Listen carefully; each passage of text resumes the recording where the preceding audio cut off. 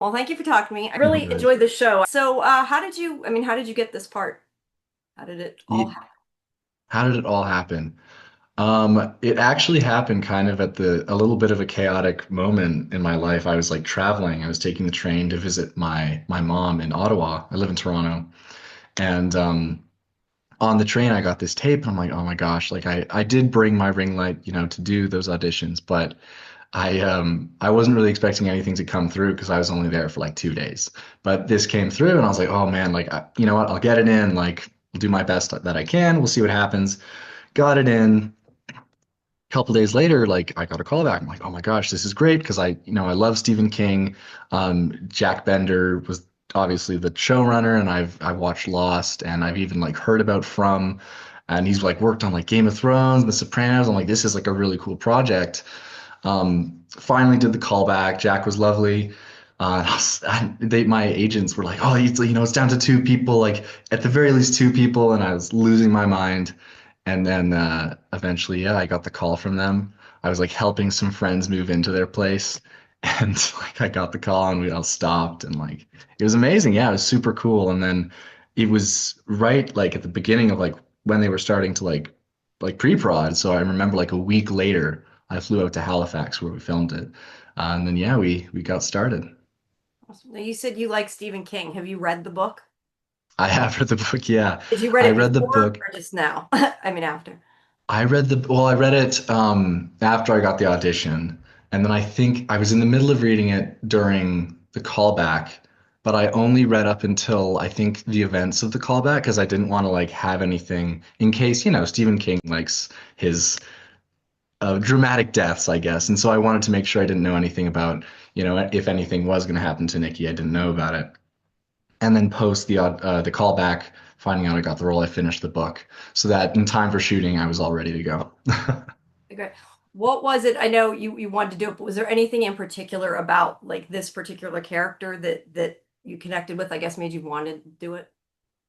I mean, I played a lot of like kind of goody two shoes roles in my past, and Nikki's just so far on the opposite side of the spectrum from that for characters, and I think it was just really exciting to dive into this yeah, this just very unfamiliar space and kind of mindset I had to get into to, properly play him in a way where he has this like ease of confidence and of self-assuredness. So it was just the prospect of doing something so unfamiliar and unexpected, I think, was a lot of fun for me. Yeah. So did you end up finding that part then difficult doing that part of it? I think not really. I mean, getting into it, it's just, I mean, having fun with it, and there was the added kind of support of the cast of characters, the ensemble of other brilliant actors really helped me get to that place. And then Jack obviously had a very specific vision of what he had in mind, plus the image and kind of structure of Nicky that is in the book that I could go off of. So I had a lot of support in that regard. So it was a little daunting at first, but once, within the first week, I think, of like shooting and being with other characters, it was all there. Yeah. Is there anywhere other than the book and the script that you sort of pulled from? I think Jack likes to compare Nicky to James Dean a lot. And so there's even like a Rebel Without a Cause reference in the show. And so I watched some, just some like famous scenes where James Dean is doing his thing. And I didn't want to pull too much from that, obviously, but that was a good kind of like, oh, so this is the vibe we're going for. So I pulled a little bit from that. Yeah. Oh, that's cool. Were you at all worried, I guess, about how people would react? Because there are a lot of big Stephen King fans, and a lot of Oh, yeah. people like some of the adaptations and don't like some of the adaptations. I don't know. Were you worried at all what they would think? Or, I mean, you sounds like you were a fan, so maybe you weren't. I don't know. I mean, I think that's always a worry with like doing an adaptation, but like you're right, like Stephen King obviously has a huge fan base and a very, I think, almost like academic, like scholarly fan base. They really like to like get to the meat of his text and stuff. And so when an adaptation comes along, it's often very, I don't want to say harshly scrutinized, but they like to get specific with how they, I guess, review it and go through the, series or movie, whatever. So there was that, there's kind of like, okay, I know who I'm dealing with, but at the same time, as an actor, I've kind of learned to like, I've shot this, I've done the work, I've done the best I could. it's out of my hands. Like there's so many different parts to a show that make it a whole, the editing, the music, the the color grading, cinematography, whatever. I can only I can only do my best at the end of the day. And honestly, I was very pleased with the response of the show. So any worries that I did have were, gone within, I think, the first like one or two episode releases, which was nice. That was what I was gonna say. What has the fan reaction been for you? I mean, have you interacted with different people and like what have you, yeah, what's that experience been like? I mean, on a personal level, it's been great. For any social media interactions I've had have been very pleasant. I know people, especially in the Stephen King kind of realm, like to go on Reddit to like talk about the show or like public forums to like, discuss it. And honestly, that's been pretty positive. And I also try to like stay out of like, I don't do deep dives because obviously people are going to have their opinions regardless. But I think it's been really good. Yeah, as I said, on a personal level, I've been very, very happy, very, I guess, reassuring and optimistic about the show. So You said about kind of the difficulties of getting into his confidence and that kind of part of his character, but is there part of him, part of you that you do see in him that you feel like you've put there? maybe like not really, no fear of judgment. I think I'd say I carry that forward a lot. Like I think I like to, unlike Nicky, I'm kind of, I wouldn't say a people pleaser, but I aim to please whenever I can, and I aim to try to make everyone happy. But at the same time, if anyone's just explicitly like judgmental or maybe overtly cruel in some way for like seemingly no reason, like if I've done, I don't do people wrong, and so if someone's mean for no apparent reason, I'd like to call them out on that. I'd like to stick up for myself. So I think I'm just, yeah, free from judgment in the same way that Nikki is. Yeah. Have you learned anything new from him that you've maybe changed or, just since playing him that's kind of come out? I think maybe, yeah, you should make yourself happy first and foremost above other people, even if those people are important in your life and you do, they're nice and they're kind and you like them. You should prioritize your safety and your feelings and your overall happiness first and foremost, I think. That's what I would take from him. That's good. That's fair. Talk about he sort of started out, I think people thought he was sort of a bully, and then he went to being sort of this he's once protecting all of them and Yeah. sacrificing himself a bit at the end. So yeah, talk about sort of that transition and what it was that made him, I guess, decide to step up and try to protect them. Yeah, I think it's the fact that like, he's obviously a standoffish person, but he's never had a family before, so he's kind of that's a learned behavior. But I think because of the circumstances of the institute, because of the kind of dire situation they're all in, they're, for lack of a better term, they're kind of all trauma bonded together, and he has this sort of found family on his hands, and I think that's something he's never had before. He always talks about his like foster homes and like what he's gone through in kind of a negative way. So obviously it hasn't been a positive experience. So I think comparatively, based on the people he's met, this has been overall like positive. Like Kalisha and Iris and like now even Luke, I think have been people he really cares about and loves.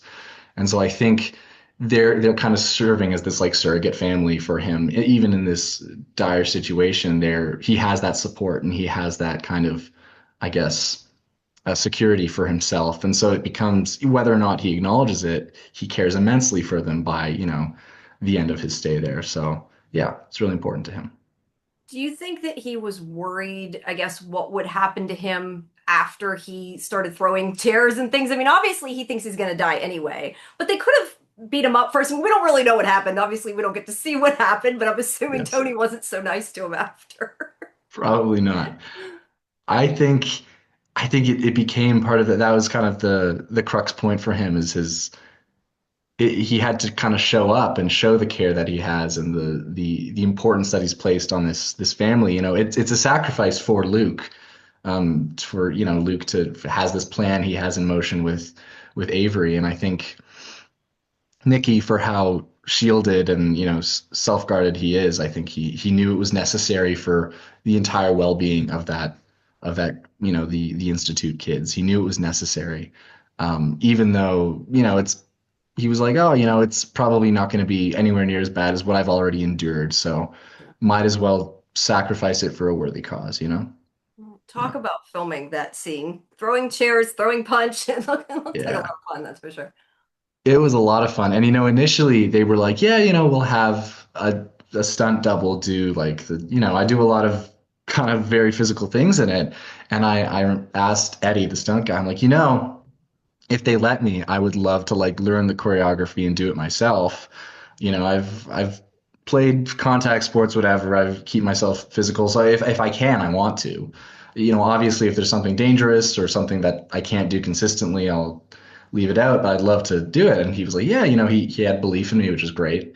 And I remember we had like one day of rehearsal and I learned it all and I did it over and over again. I'm like, hey, I think I'm ready.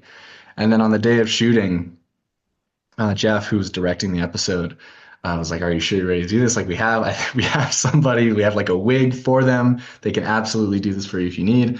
I was like, "No, you know what? I'll give it a go." We did a rehearsal that kind of ended in not in disaster, but it just didn't work out. Like a prop was broken. I was like, "Oh my gosh!" Like, I don't know how this is gonna go. And he's like, "You know what? We're gonna do like a master take. We'll see how it goes." And that master take is what you saw in the show and what ended up happening. It just went all the way through, and yeah, it worked out. Thankfully, I was really, really, really pleased with that. Definitely, that episode was a highlight for me. Yeah. Excellent. What I want to ask, the one thing I want to ask about I really enjoyed is actually in this last episode that just aired. I'm like thinking, I'm watching them at, past that, so I gotta be careful.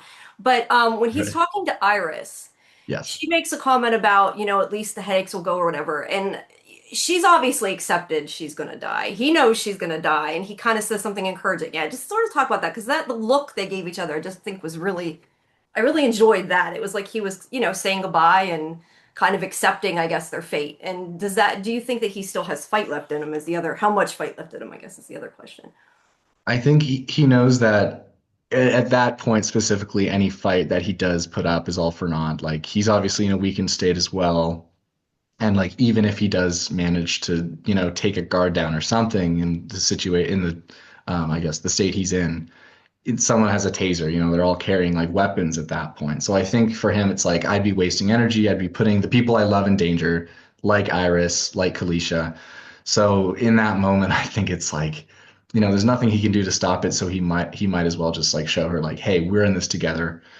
For as devil may care as he is, he does have feelings and he does love, I think, her and Kalisha and even like Luke at this point very deeply. And so that moment, yeah, it was tough because it was also like, um, it was the last moment I think Burva for a while, especially in that for that shooting schedule, and she came back obviously, but it was cool to have those deep connections on a personal level as well as actors. So yeah, I love that scene as well, and you're reminding me of it. I'm like, oh wow, yeah, Yeah, it was really good scene. So I'm pretty sure like we have an idea, but they've never actually said he was TK originally, right? Because yeah, I don't think they ever actually showed him do anything. I know at the end they're both, but what would you as Finn, your name is pronounced Finn, right? I did mean to yeah, ask. yeah. Okay, Finn. Okay, good. Thank you. Would you want TK, TP, PC? What would you want if it were for you Ooh, personally? PC is on the table. Yeah, sure. I would. Oh, yeah, that's tough. Hmm.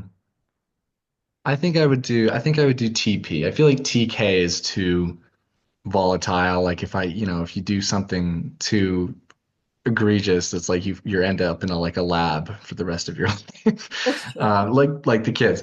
But I guess like TP, you could like keep it hidden at a certain degree. And like I don't know, it'd be nice to see past the surface, maybe, especially people who are more guarded, to like, that's the people pleaser in me, though.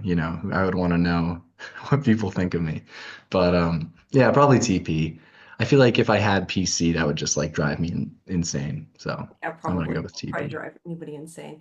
Do you wish that they had, I guess, let him sort of flex his powers? Because the fact that nobody was absolutely sure makes me think of that. Like maybe they should have let him, I don't know, throw something around with his mind there. Yeah, I think for me, it's like I think Nicky, his powers for him, I imagine in like a foster situation where he doesn't have anyone who really cares for him, something that sets him apart from other people or like a gift, for instance, would probably be a source of like pain for him. And he'd be an outcast for that, I think, in his situation. And So he has this resentment towards it in my mind, and why he like steers away from it as much as he possibly can is because he doesn't want it to define him. He doesn't want it to be something that he can continue to be prosecuted for. It's why he's there in the first place. So I think he has a resentment for it. He doesn't think it's a gift or something special to use. And when he does kind of use it in, in back half, I'm not going to spoil anything, but like it's for a very, he's kind of getting this reckoning. Yeah. Um, and so it serves a purpose to him in that moment. But everything else, like he wouldn't use it for something small like George does, or like even to fight. Like he's showing that I can fight even without this thing that you claim makes me some kind of soldier. They're recruits, right? So I think yeah, he hates it in a certain level. So if at all possible, he avoids it. All right, that's fair. This show does sometimes get intense. What do you guys do kind of in between to have fun in between takes?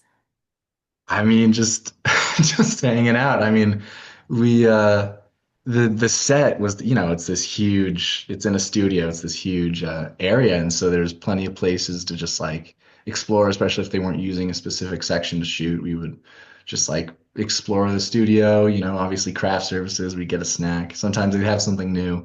It was all just about like staying grounded in our reality, in our world, outside of the oppressive kind of situation that we're dealing with in the institute.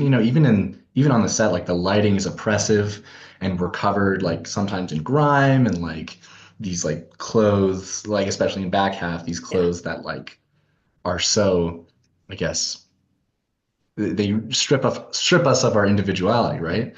And so it was important to just be like, oh, we're not them. We're, Finn, Joe, Simone, Berva, Arlen, and Vigo. Like we're just hanging out. And so it was just finding that complete separation, not letting it, you know, seep into our lived reality.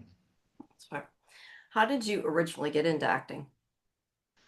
I kind of, it's a funny story. I was kind of out of spite. My sister was doing a show. I was 8 years old, and she did this like play, and I went and watched it with my parents. I was kind of like, I want to do that too. Like I can probably do that too. And so the next year, it's like an annual Christmas show, and we did it together. And that, yeah, it was just so much. It was just such a great experience being in this ensemble of like, the young company, and that was amazing. And I didn't really. It was kind of just like a fun thing I did for until I think like high school, which is when I started kind of like, oh, maybe I could do this as a career. But even then, like, I was in band and I liked lacrosse. So it was like something I didn't really take seriously yet till midway through high school. And then even now, sometimes I'm like, oh my gosh, like, is this real? Can I like continue to do this? Is this a fluke? But I think I'm starting to feel more like this is what yeah, this is my thing. This is what makes me the happiest in the world. So it's been really nice. Mm. What is your dream role that you would love to get to be part of? Oh goodness. Dream role is specifically in TV film? Does it have to be theater? Okay. Whatever you want. Hmm. Oh man, I should have an answer on hand for this, but it seems to change. I think I've given this answer before, but I think to be in like a Brandon Jacob Jenkins play, he's a playwright, and he Mhm. just won. I'm pretty sure he just won a Tony, but he writes brilliant plays, and I would like small ensemble dramas, or tragic comedies sometimes, and I think I would love to be a part of some kind of production that he's written. Um, maybe one day he'll get into TV film. That would be great. But if I were to do a play of his, that would be amazing. Yeah, something like Gloria, which is a favorite of mine. But yeah, no specific role, I don't think. Yeah, nothing in particular. Do you enjoy theater more than TV or movies, or you're just kind of doing whatever comes your way? Yeah, whatever comes my way. But I think like if I'd like to keep it balanced. Obviously, it's not really possible just with, being booked is being booked. Yeah. But I would like to have that kind of back and forth in some regard for the rest of my career. Like I love both so much. I would never compare the two. So I think, yeah, whatever comes down the pipe. But if like, if I'm doing one thing for too long, I would get myself out of that pigeonhole and try and put an active effort into making sure I can do the other thing, whatever it may be. So like lately I've done a lot of TV film, But like even like a couple years ago, like 2 years ago, it's like I just did theater. So it's like hopefully it ebb and flows for as long as I'm doing this. I'd love that. Yeah. Oh, it's smart. Keep it open so you can do everything, right? Exactly. Yeah. So, what kind of things? Because I know earlier you mentioned you had watched Lost. What kind of things do you like to watch? I'm just curious. I'm I'm all over the place. I think I loved Lost. I love my favorite show of all time, I want to say is Beef. If you've ever seen that, Stephen Yeun, Ali Wong. Okay, I know what it is, but no, I haven't seen Yeah, it. yeah. I know what it is. I Yeah. forget who directed that or who show ran that, but it's I that's my favorite show of all time. I think it's getting a season two, thank goodness. Um, but also this like, I'll watch stuff like that. I'll watch stuff like The Bear. Then I'll also watch like The OC. You ever watch The OC? Oh my gosh. I cannot get enough of that show. It's like, such a soapy like teenage drama. And there's just something about it that just really draws me in. Or like recently, like my partner introduced me to Sex in the City. That's also like there are these shows that are like premises are very simple, but like it's some of the acting and the writing is just truly brilliant. Those are my favorite types of shows, I think, where it's like kind of it's you underestimate it and then you get into it and it's actually very, very enjoyable. But I'd say that's my that's my kind of favorite genre is those yeah, those big ones. All right. Probably, I know a lot of our the people that watched our Institute show really like came from. I know you said Yeah. you were looking at that. You should watch that. You probably like it. Well, It's a good show. yeah. If you like Lost, I think you'll like it. It's got a lot of mystery to it. Yeah. Oh, I know what I was gonna say. One of the people in my chat asked, "What's your favorite giant monster? What kind of like movie monster, I guess, do you like?" Oh, giant monster? Yeah. Oof. I'm gonna go with I love Pacific Rim. I'm gonna go with they're all so good. Knifehead is like he's like the second monster you see in that movie, and he's just so cool. I mean, the concept of like this shark beast is really cool. That's my favorite giant monster, I'd say. Oh, but hold on. I don't want to be too quick. Um, I really like. I watched this show Primeval when I was a kid, and there was What? this I mean the dinosaur one. the dinosaur one, Yeah. and there Yeah. was this future. Sometimes they go into the future, and there was this like bat kind of predator thing that looked really cool. That's a really cool monster too. That sticks out in my memory, so I'm gonna pick that as well. All right. Yeah. Is there anything else that you'd like people to know either about the show or about you or just in general that I haven't asked? Episode seven. Oh, no, sorry. Episode six is going to be coming out this next Sunday, and then the following week will be the final two episodes. So I hope people tune into those three episodes. And also, I'm going to be doing a my first feature film ever coming up in September. We're just shooting it, just starting out. But I don't know if you like my work in the institute, if you just look out for that and yeah, tune in for that whenever that happens to drop. So yeah. I will do that. And I'm assuming, like I said, I'll probably be talking to you during that junket. Well, I But can't thank you. wait. Yeah, well, thank you for talking to me. I appreciate it. Like I said, I really like the show. It's hard Mhm. having seen it all sometimes, not I know. not to go too far, but yeah, it's a good show. So, and I will look for your movie. Well, thank you so much. Yeah, thanks for having me. I really, really had a good time. Sure, Thank and you. thanks for coming back. Well, have a good rest of your day. Thank you. You as well. Bye All bye. right. Bye Thanks. bye.